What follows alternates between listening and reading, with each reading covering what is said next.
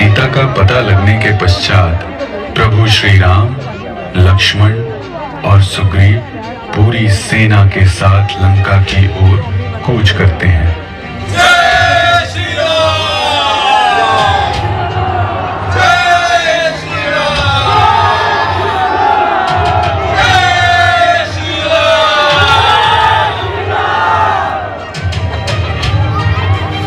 उधर लंका में सभी भयभीत हैं और लंका जलने के पश्चात विभीषण रावण को समझाने जाता है।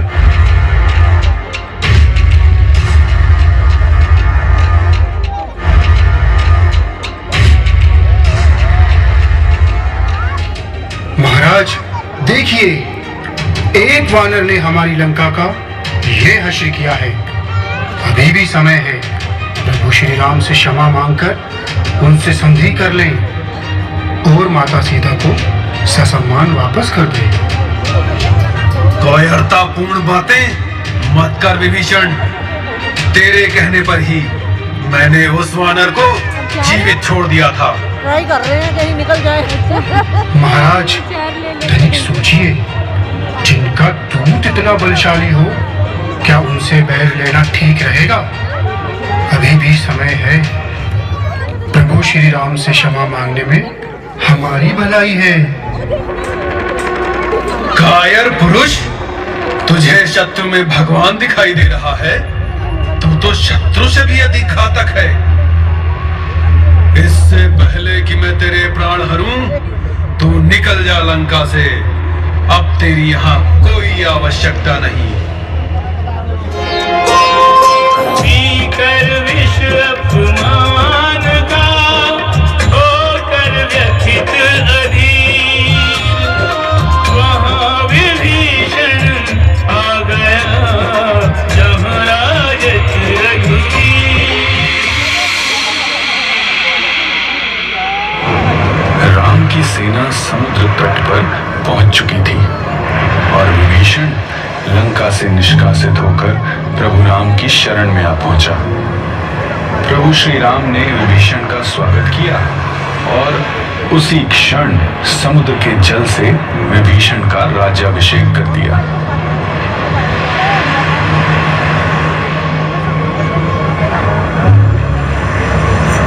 अब सबसे बड़ी चुनौती थी समुद्र को पार करके लंका जाने की। प्रभु श्री राम ने समुद्र देवता से अनुरोध किया कि वो उन्हें मार्ग प्रदान करें, परंतु 3 दिन बीत जाने के पश्चात भी कोई मार्ग प्रशस्त नहीं हुआ। तब राम कुपित होकर बोले, हे महासागर, अपने विशालता की मद में चूर होकर इक्ष्वाकु वंश के राम की प्रार्थना को असमर्थता समझने की भूल कर दी। अभी तक इस पृथ्वी ने राम का संयम देखा है, राम का क्रोध नहीं। मैं तुम्हारा सारा जल आग्नेयास्त्र से सुखा दूंगा।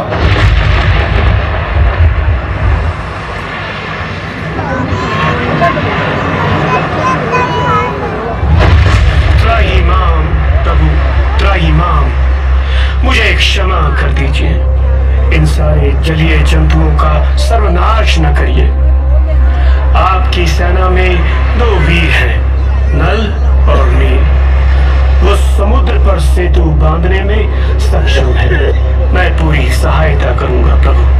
जय श्री राम! जय श्री राम! जय श्री राम! इसके पश्चात सारी सेना नल और नील के निरीक्षण में समुद्र पर पुल बनाने में लग जाती है। जामवंत हनुमंत नारदी, शिला वृक्ष लाने लगे, कह गए राम कृपालु।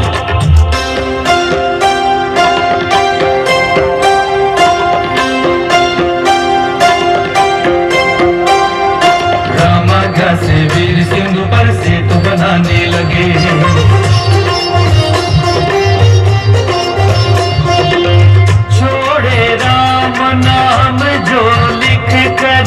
फूल समान हुए वे पत्थर, राम सिया के मिलन हेतु पत्थर जुड़ जाने लगे।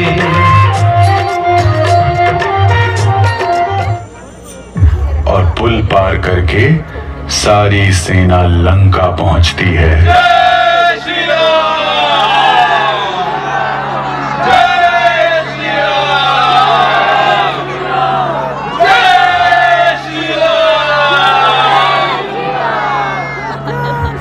लंका के तट पर पहुंचने के पश्चात प्रभु श्री राम बालीपुत्र अंगद को संधि प्रस्ताव के लिए रावण के पास भेजते हैं।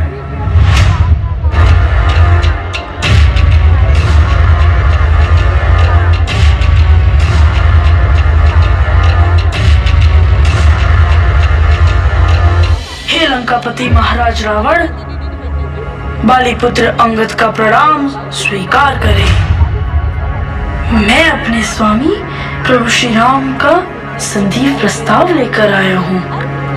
अभी भी समय है दशानन, आप प्रभु श्री राम की शरण में आ जाएं और उनसे क्षमा मांग लें। प्रभु श्री राम बड़े दयालु हैं, वो आपको अवश्य क्षमा कर देंगे।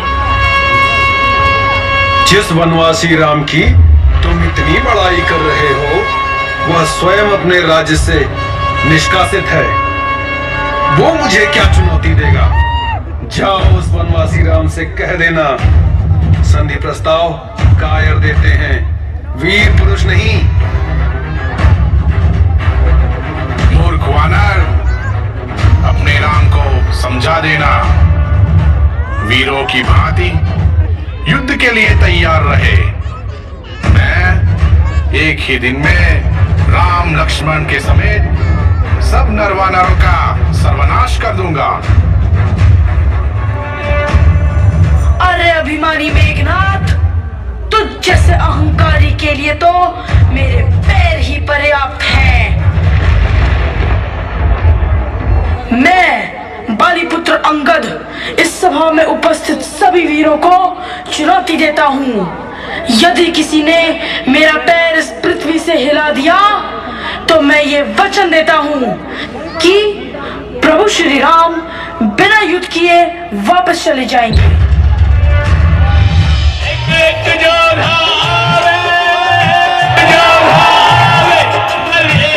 चोटी को लगावे, पग नहीं हिले आप हिल जावे, बोलो राम जी की जय। पग नहीं हिले आप हिल जावे, बोलो राम जी की जय।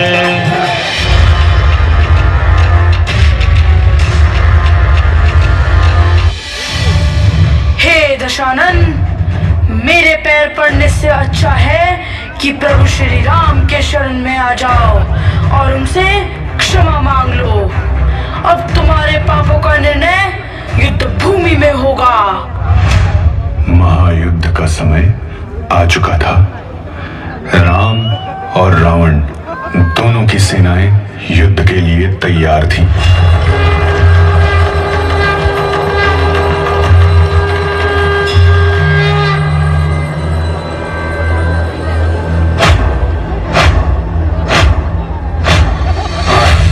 प्रचंड बोल मस्तकों के झुंड, आज जंग की घड़ी की तुंग हार दो।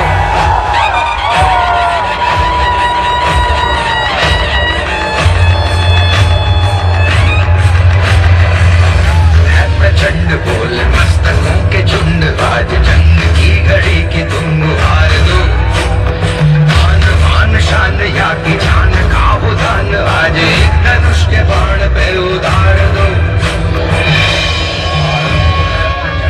पहले दिन ही भयंकर युद्ध हुआ और रावण के कई महारथी मृत्यु लोक पहुंच गए। पहले 3 दिनों में रावण के पुत्र अतिकाय, नरंतक और प्रहस्त की मृत्यु ने रावण को आतंकित कर दिया और उसने अपने महापराक्रमी पुत्र मेघनाद को युद्ध में भेजा।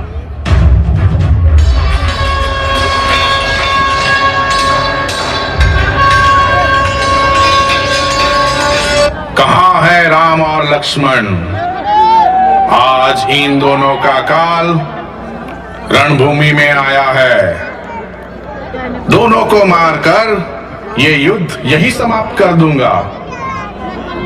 हे गरजने वाले मेघ, पहले तू लक्ष्मण के तीव्र बाणों से तो बच।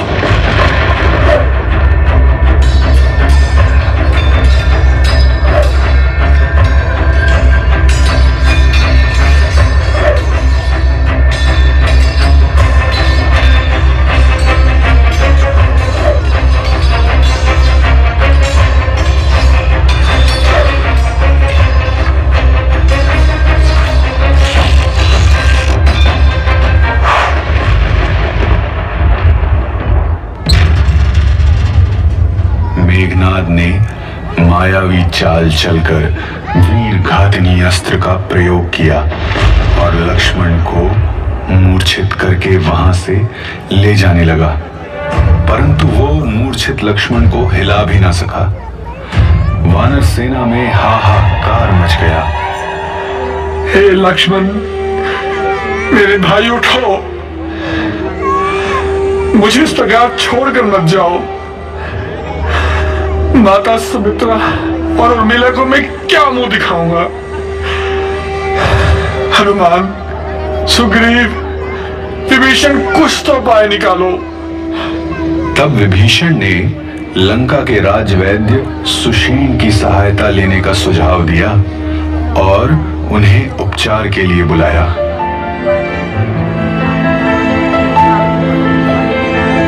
इन्हें अति घातक वीर घातनी शक्ति लगी है।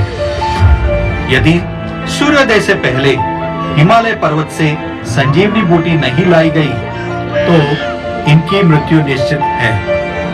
वैद्य सुषेण से उपचार सुनकर हनुमान तुरंत वायु मार्ग से हिमालय की ओर चले।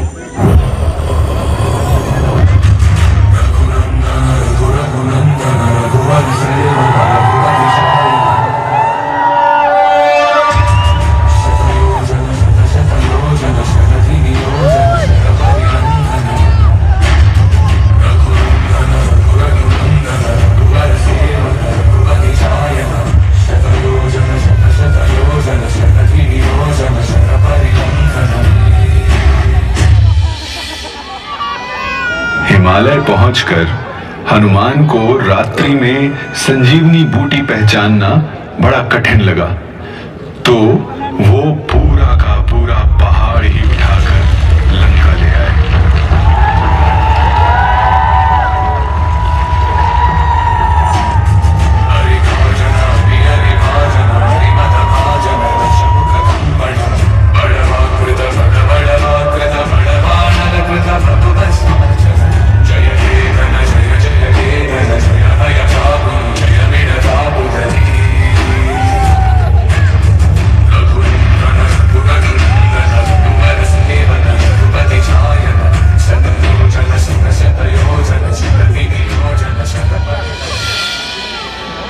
वैद्य सुषेण ने अतिशीघ्र औषधि बनाकर लक्ष्मण को पिलाई और लक्ष्मण की मूर्छा दूर कर दी। जय श्री राम, जय श्री राम, जय श्री राम। मेघनाद जैसे पराक्रमी को हराने की योजना बताते हुए विभीषण ने सुझाया, जब तक मेघनाद अपने दिव्य रथ पर सवार रहेगा वो अजय है। उसे प्रातः उसके यज्ञ स्थान पर ही मारना होगा। विभीषण उस गुप्त स्थान का मार्ग बताते हैं और लक्ष्मण हनुमान के संग वहां पर आक्रमण कर देते हैं।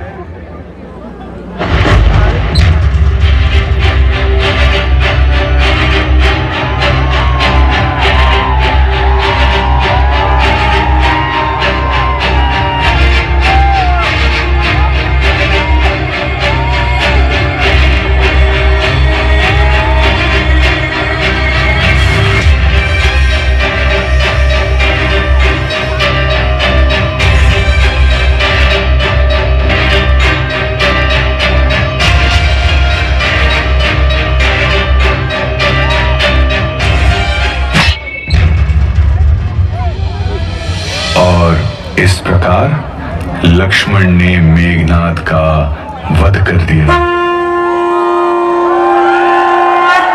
मेघनाद की मृत्यु का समाचार सुनकर रावण अत्यंत दुखी हुआ और फिर क्रोध में उसने अपने भाई कुंभकर्ण को युद्ध भूमि में भेजा। कुंभकर्ण अति विशालकाय शरीर वाला दैत्य था जो 6 महीने सोता था और एक दिन जागता था। कुंभकर्ण के युद्ध में आते ही वानर सेना में भगदड़ मच गई और बहुत से वानर मारे गए। और फिर कुंभकर्ण से युद्ध करने स्वयं श्री राम आए।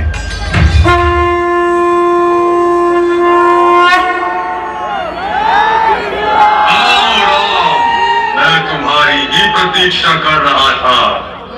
आज मैं तुम्हें यमराज के दर्शन कराऊंगा। सही कहा कुंभकर्ण, यमराज तो यही उपस्थित है तुम्हारी ही प्रतीक्षा में।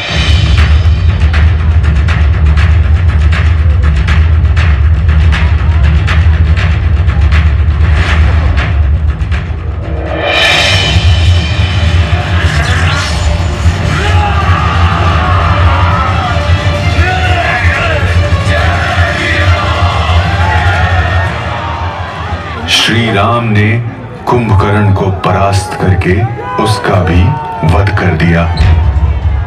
अपने सभी पुत्रों और भाइयों के वध से रावण अत्यंत व्याकुल और क्रोधित होकर युद्ध भूमि में आया।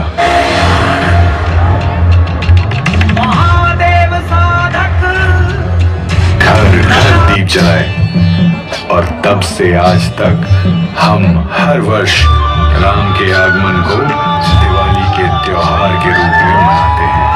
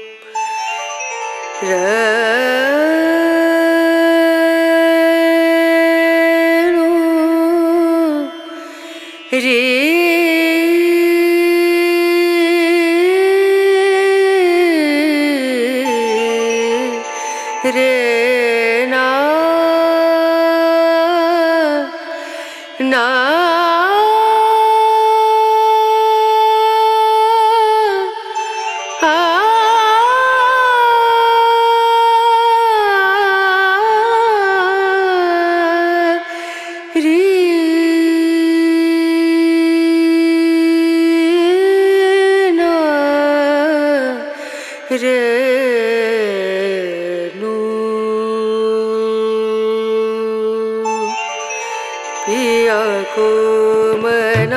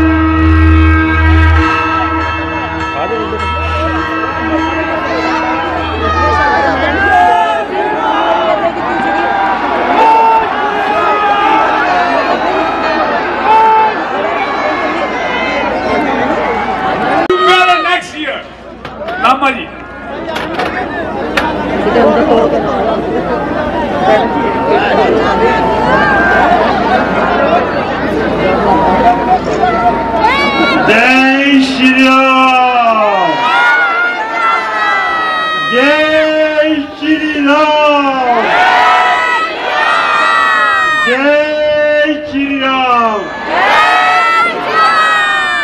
आप लोगों का बहुत बहुत धन्यवाद है। स्टेज में देखी और इनकी तैयारी रंग लाई है। Thank you.